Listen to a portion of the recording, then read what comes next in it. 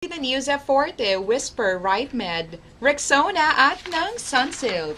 Usap-usapan ngayon sa New York City ang Pinoy hairstylist na si Mark Bustos. Bukod sa kanyang galing sa paggupit, umani ng atensyon ng marami ang kanyang pagtulong sa kapwa.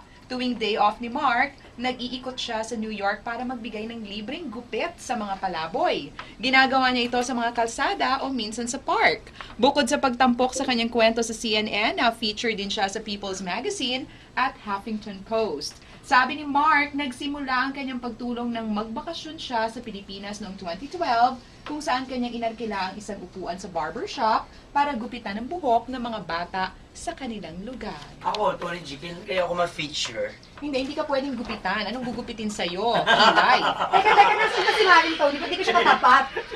Nakahiga eh. Nakahiga!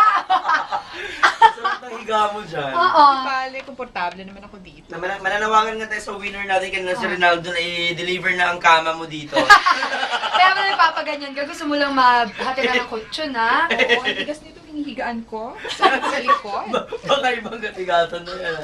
For more information at the News at Forte, Whisper, Right Med, Rexona at ng Sunsilk. I'm Tony dito sa MOR 101.9, my only radio for life.